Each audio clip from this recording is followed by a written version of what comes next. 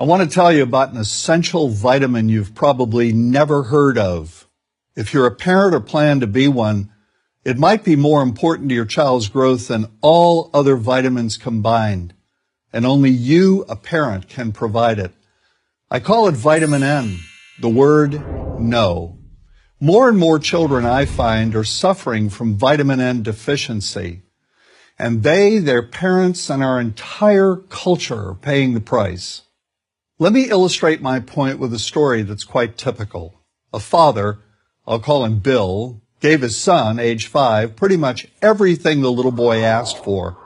Like most parents, Bill wanted more than anything for his son to be happy, but he wasn't. Instead, he was petulant, moody, and often sullen. He was also having problems getting along with other children.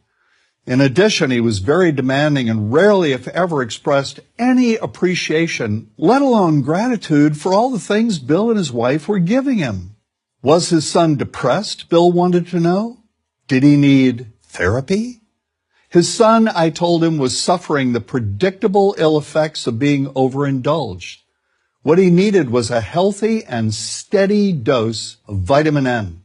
Overindulgence, a deficiency of vitamin N, leads to its own form of addiction. When the receiving of things begins to generate nothing but want for more things.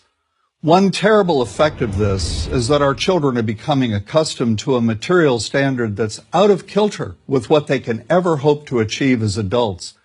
Consider also that many, if not most, children attain this level of affluence not by working, sacrificing, or doing their best, but by whining, demanding, and manipulating. So in the process of inflating their material expectations, we also teach children that something can be had for next to nothing. Not only is that a falsehood, it's also one of the most dangerous, destructive attitudes a person can acquire. This may go a long way toward explaining why the mental health of children in the 1950s, when kids got a lot less, was significantly better than the mental health of today's kids. Since the 50s, and especially in the last few decades, as indulgence has become the parenting norm, the rates of child and teen depression have skyrocketed. Children who grow up believing in the something for nothing fairy tale are likely to become emotionally stunted, self-centered adults.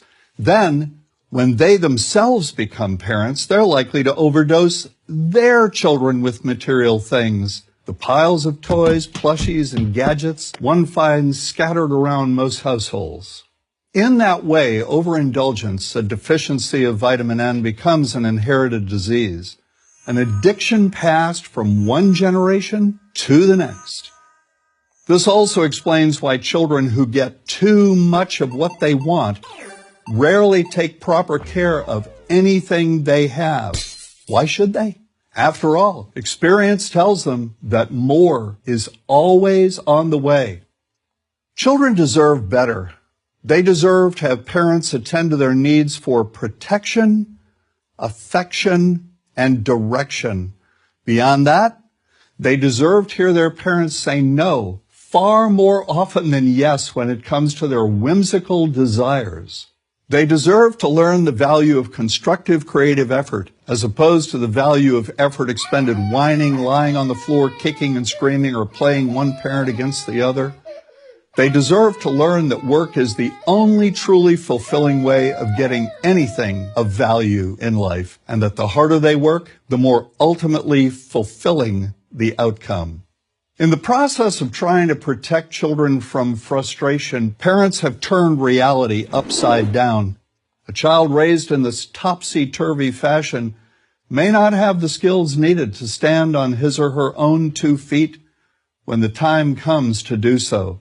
Here's a simple rule. Turn your children's world right side up by giving them all of what they truly need, but no more than 25% of what they simply want. I call this the principle of benign deprivation. No. Vitamin N. Dispense it frequently. You'll be happier in the long run, and so will your child. I'm John Rosemond, author and family psychologist for Prager University.